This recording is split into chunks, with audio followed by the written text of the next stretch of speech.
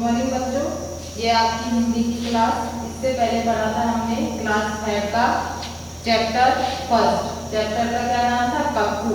आज हम पढ़ेंगे चैप्टर 2।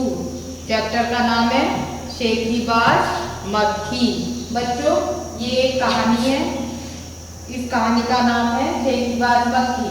इस चैप्टर का नाम शेखीबाज मक्खी क्यों है? क्योंकि इस चैप्टर में ये जो मक्खी है इसका स्वभाव कैसा है?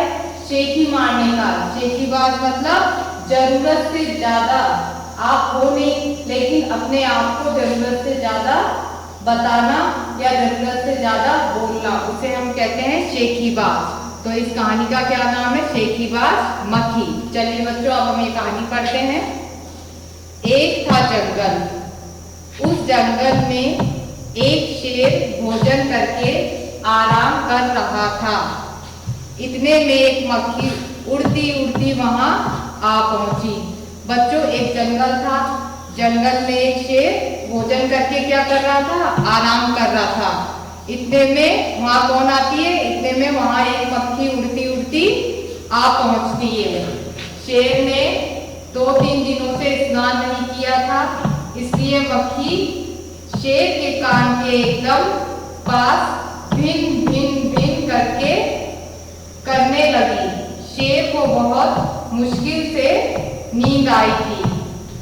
शेर आराम कर रहा था। इतने में शेर ने क्या किया था? शेर ने 2-3 दिनों से स्नान नहीं किया था। शेर के स्नान नहीं करने के कारण उसके पास एक मक्खी आकर उस शेर के कान के पास एकदम पास आकर क्या करती है? भिन भिन। मक्खी की आवाज कैसी होती है? भिन भिन वो होती है। आपने अपने घर में कभी सुना होगा, मक्खी उड़ती है तो कैसी आवाज करती है? भिन भिन। ऐसे ही ये मक्खी शेर के कान के एकदम पास आकर भिन भिन करने लगी। शेर को बहुत मुश्किल से नींद आई थी। उसने पंजा उठाया, मक्खी उड़ गई।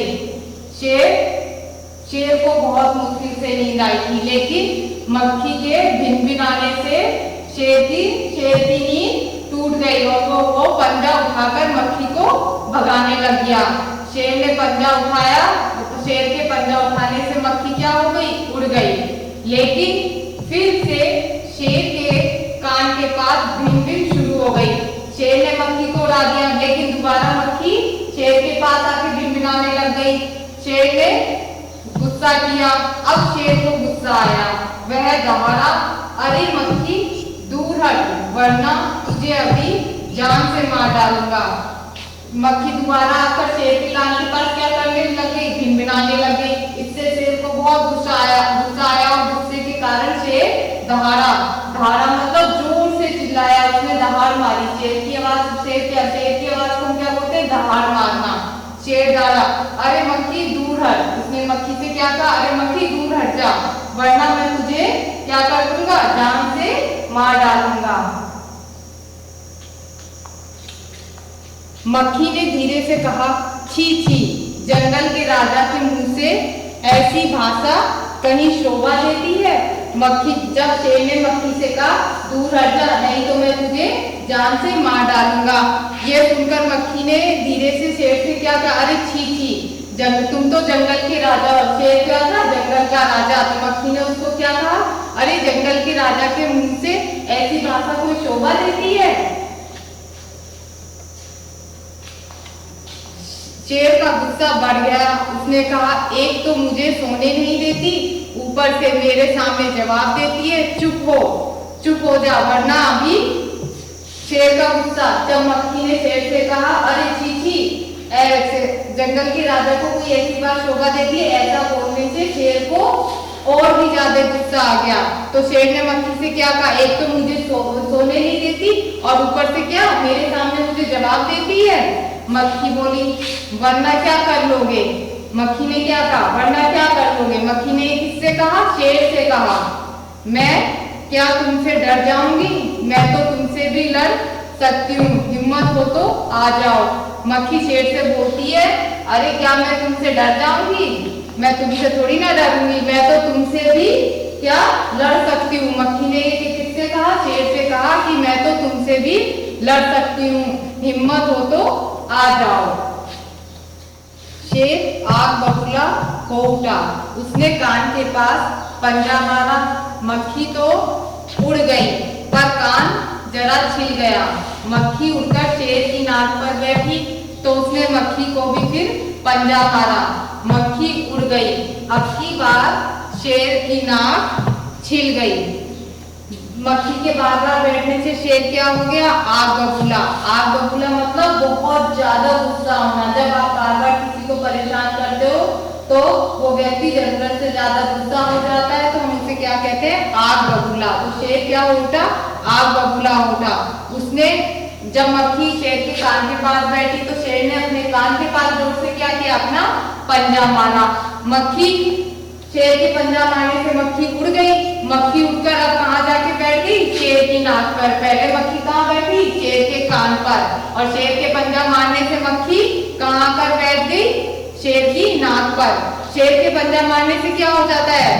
शेर का कान जरा छिल जाता है। शेर पंजा मारता है तो उसके पंजे में नाखून होते हैं, तो उस नाखून से शेर का कान क्या हो जाता है? छिल जाता है। फिर मक्खी शेर की नाक पर बैठती है तो शेर क्या करता है? फिर पंजा मारता है, तो पंजा मारने से अब की बार शेर की नाक भी छिल जाती है और मक्खी उड़ जाती है। अब की बार शेर की नाक छिल गई। पंजा मारने से अब की बार क्या हो गया? शेर की नाक छिल गई। पहले क्या छिल गया था? कान छिल गया था। मक्खी कभी शेर के माथे पर बैठती, कभी गाल पर तो कभी गर्दन पर। मक्खी क्या कर रही थी? बार बार शेर के कभी गाल पर बैठ जाती, कभी नाक पर, तो कभी माथे पर, कभी गाल पर और कभी गर्दन पर। शेर पंजा मारता जाता और खुद को घायल करता जाता। मक्खी तो फट से उड़ जाती। जब मक्खी बार बार शेर के ऊपर बैठती थी तो शेर क्या करता था? पंजा मारता था। पंजा मारने से शेर क्या हो जाता? घायल हो जाता। इससे शेर खुद को ही क्या कर रहा था? घायल कर रहा था, मतलब उसके चोट लग रही थी। और मक्खी क्या करती थी? मक्खी उड़ जाती थी। शेर पंजा मारता था, वैसे ही मक्खी उड़ जाती थी। मक्खी तो उड़ जाती थी लेकिन शेर घायल हो जाता था। अंत में शेर ऊब गया, थक गया। वह बोला, मक्खी बहन अब मुझे छोड़ो, मैं हारा और तुम जीती। बार बार मक्खी के ऐसे करने से शेर क्या होता है? परेशान हो जाता है, थक जाता है। तो वो थककर मक्खी से क्या बोलता है? अरे मक्खी बहन अब तो मुझे छोड़ दो, मैं हारा और तुम जीती, यानी तुम जीत गई और मैं हार गया। उसका कहने का मतलब था तुम मुझसे ज्यादा समझदार हो। मक्खी घमंड में चूर होकर उड़ती उड़ती आगे बढ़ी। मक्खी शेर के ऐसे कहने से मक्खी को क्या हो गया? घमंड हो गया। मक्खी ने सोचा, अरे मैं तो शेर से भी ज्यादा बलशाली हूँ, मुझसे तो शेर भी डर गया। और ऐसे घमंड में चूर होकर उड़ती उड़ती वो आगे बढ़ गई। सामने एक हाथी मिला। मक्खी ने कहा, अरे हाथी मुझे प्रणाम कर, मैंने जंगल के राजा शेर को हराया है, इसलिए जंगल में अब मेरा राज चलेगा। मक्खी उड़ के जा रही होती है तो सामने उसे कौन मिलता है? हाथी। तो हाथी को क्या बोलती है? अरे हाथी मुझे प्रणाम कर। प्रणाम कर मतलब मुझे नमस्ते करो, क्योंकि मैं तो शेर से भी ज्यादा बलशाली हूँ, मैंने तो आज शेर को भी हरा दिया। ऐसा मक्खी ने हाथी से क्यों कहा? ऐसा मक्खी ने हाथी से इसलिए क्या? क्योंकि शेर ने परेशान होकर मक्खी से क्या कहा था? अरे मक्खी बहन अब तो मुझे माफ कर दो, तुम जीती और मैं हारा। इससे मक्खी को क्या लगने लगा था कि अरे मैं तो बहुत बलशाली हूँ। और ऐसा ही उसने क्या कहा? हाथी से कहा, अरे हाथी मुझे प्रणाम कर, मैंने तो जंगल के राजा शेर को भी क्या किया? हराया है, इसलिए अब जंगल में क्या चलेगा? मेरा राज चलेगा। हाथी ने सोचा, इस पागल मक्खी से बहस करने में समय कौन बर्बाद करे। तो मक्खी के ऐसा करने से हाथी ने क्या सोचा? इस मक्खी से बहस करने में कौन समय बर्बाद करेगा? बहस मतलब उससे बातों में कौन उलझेगा। हाथी ने सूंड उठाकर मक्खी को प्रणाम किया और आगे बढ़ गया। हाथी ने मक्खी के ऐसा कहने से क्या किया? उसको सूंड उठाकर मक्खी को, हाथी ने अपनी सूंड उठाई और मक्खी को क्या किया? प्रणाम किया, उसको झुककर नमस्ते किया और आगे बढ़ गया। सामने से आ रही लोमड़ी ने ये सब देखा। सामने से कौन आ रहा था? लोमड़ी। और लोमड़ी ने क्या देखा कि हाथी सूंड उठाकर मक्खी को क्या कर रहा है? प्रणाम कर रहा है। लोमड़ी मंद मंद मुस्कुराने लगी। ये सब देखकर लोमड़ी क्या करने लगी? मंद मंद, मंद मंद में मतलब धीरे धीरे, धीरे धीरे लोमड़ी मुस्कुराने लगी, यानी हंसने लगी। धीरे धीरे मंद मंद वो हंसने लगी, मुस्कुराने लगी। इतने में मक्खी ने लोमड़ी से कहा, अरे ओ लोमड़ी, चल मुझे प्रणाम कर, मैंने जंगल के राजा और राजा शेर और विशालकाय हाथी को भी हरा दिया है। अब जब मक्खी ने किसको देखा? लोमड़ी को, तो उसने लोमड़ी से भी क्या कहा? अरे ओ लोमड़ी, मुझे चल क्या कर, प्रणाम कर। जैसा उसने हाथी से कहा था वैसे उसने किससे कहा? लोमड़ी से कहा कि मुझे प्रणाम कर, मैंने तो इस जंगल के राजा शेर और विशालकाय हाथी को भी हरा दिया है। लोमड़ी ने उसे प्रणाम किया, फिर धीरे से बोली, धन्य हो मक्खी रानी, धन्य हो, धन्य है आपका जीवन और धन्य है आपके माता पिता। मक्खी ने लोमड़ी ने क्या किया? मक्खी ने जब उसे कहा कि तुम भी मुझे प्रणाम करो, तो लोमड़ी ने उसे क्या किया? प्रणाम किया। और फिर धीरे से बोलती है कि धन्य हो मक्खी रानी, कि आप धन्य है, कि आपका जीवन और धन्य है आपके माता पिता। मक्खी ने लोमड़ी से कहा, लोमड़ी ने मक्खी से कहा कि मक्खी रानी, आपका जीवन धन्य है और आपके माता पिता भी धन्य है। लेकिन मक्खी रानी, उधर वह मकड़ी दिखाई दे रही है, वह आपको गाली दे रही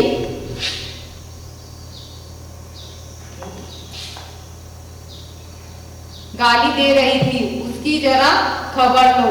लोमड़ी ने मक्खी से क्या कहा कि मैंने तो आपको प्रणाम कर दिया, लेकिन आप उधर देखो, जो मकड़ी दिख रही है आपको, ये देखो जाले में मकड़ी थी।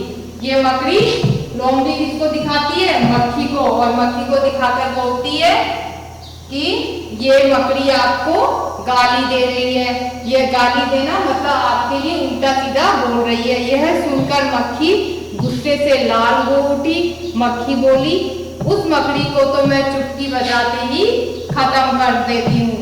लोमड़ी की ऐसी बात सुनकर मक्खी को क्या हो गया? गुस्सा आ गया। वो गुस्से से लाल, यानी वो बहुत ज्यादा गुस्सा करने लगी। मक्खी बोली, उस मकड़ी को तो मैं चुटकी बजाते ही खत्म कर देती हूँ।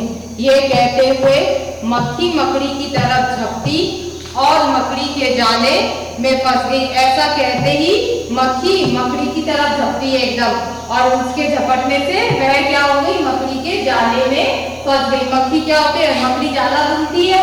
अगर उसमें कोई चीज हम फेंकते हैं हल्की, जो मकड़ी के जाले से हल्की होती है, देखो मकड़ी ये जाला बुनती है, इस जाले में मक्खी एकदम उड़कर उसकी तरफ झपटती है, तो क्या होती है? वह मकड़ी के जाले में फंस जाती है।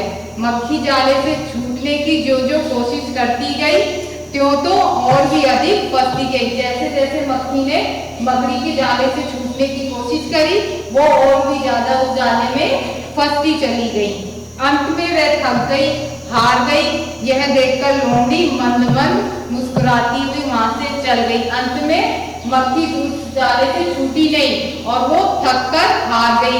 ये सब देखकर लोमड़ी क्या होती है? मंद मंद मुस्कुराती है। अच्छा, यहाँ लोमड़ी मंद मंद क्यों मुस्कुराई? लोमड़ी ने अपनी चालाकी दिखाई। उसने चालाकी से क्या किया? मक्खी को मकड़ी के खिलाफ भड़काया और बोला, अरे मकड़ी तो तुम्हारे लिए क्या बोलती है? गाली दे रही है, उल्टी सीधी बात बोलती है। तो उसने मक्खी को चढ़ा दिया और मक्खी गुस्से में कहा मकड़ी के ऊपर झपटी।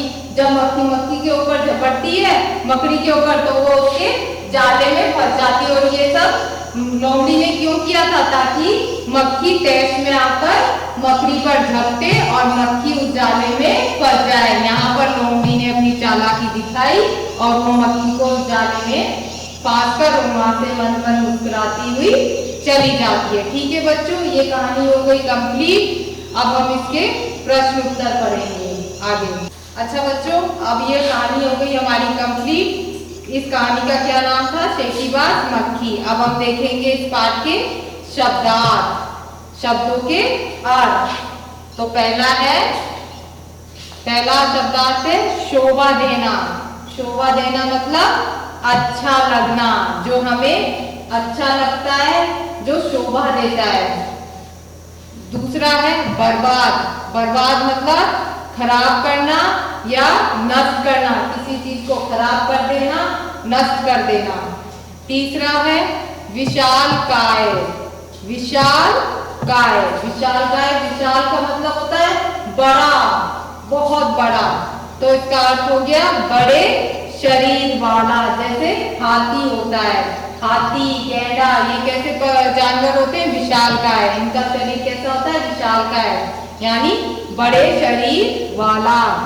चौथा है प्रणाम। आप प्रणाम करते हो? नमस्ते। प्रणाम का मतलब नमस्ते या नमस्कार। पांचवा हिम्मत। हिम्मत, हिम्मत मतलब साहस। छठा है धन्य हो। धन्य हो का मतलब बहुत अच्छा कहना। आपको कोई ऐसी बात कहता है जो आपको बहुत अच्छी लगती है या आपके लिए वो बात अच्छी साबित होती है, वो आपका अच्छा मार्गदर्शन करती है, यानी अच्छी राह दिखाती है, तो आप क्या कहते हो? धन्य हो, यानी बहुत अच्छा कहना।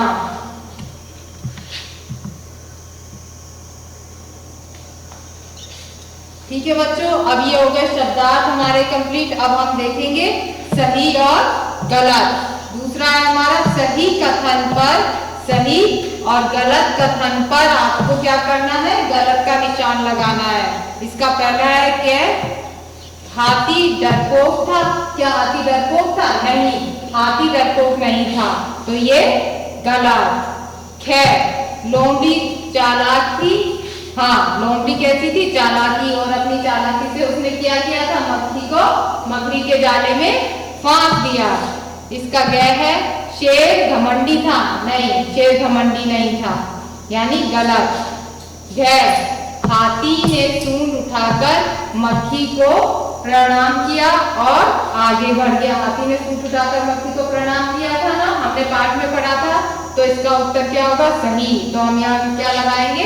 सही का निशान। नेक्स्ट है मक्खी आलसी थी। नहीं, मक्खी आलसी नहीं थी, इसीलिए तो बार बार वो शेर को परेशान कर रही थी। ठीक है, ये बच्चों सही गलत हो गए हमारे। अब हम नेक्स्ट करेंगे रिक्त स्थान मतलब खाली स्थान। उचित शब्द चुनकर, ये नीचे जो आपको शब्द दिए गए हैं, इनमें से आपको उचित शब्द चुनकर खाली स्थान भरने हैं।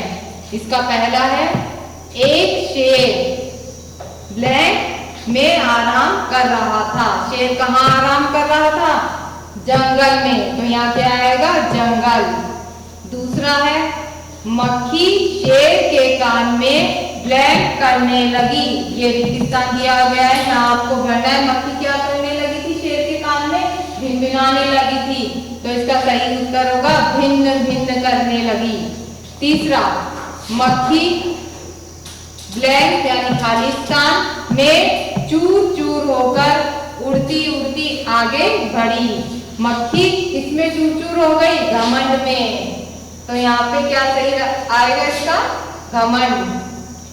घमंड में चूर चूर होकर उड़ती हुई आगे बढ़ गई। ये हो गए रिक्त स्थान। अब नेक्स्ट है इसके प्रश्न उत्तर। अब हम प्रश्न उत्तर करेंगे इसके। ये प्रश्न उत्तर। अच्छा बच्चों, ये सब देख के सुनकर अच्छे से समझना है आपको, और समझ के उसके बाद करना है। ठीक है बच्चों, तो इसका पहला प्रश्न है जंगल में कौन आराम कर रहा था? जंगल में कौन आराम कर रहा था? हमने कहानी में पढ़ा था, जंगल में शेर आराम कर रहा था। प्रश्न 2, मक्खी शेर के ऊपर क्यों भिनभिना रही थी? मक्खी शेर के ऊपर क्यों भिनभिना रही थी? क्योंकि शेर ने क्या किया था? शेर ने 2-3 दिनों से स्नान नहीं किया था। स्नान मतलब शेर 2-3 दिनों से नहाया नहीं था, इसलिए मक्खी क्या कर रही थी? शेर के ऊपर भिनभिना रही थी। प्रश्न 3, जाला किसने बनाया था? जाला कौन बुनता है? मकड़ी बुनती है ना, तो जाला किसने बनाया? जाला मकड़ी ने बनाया था। प्रश्न 4 है इसका।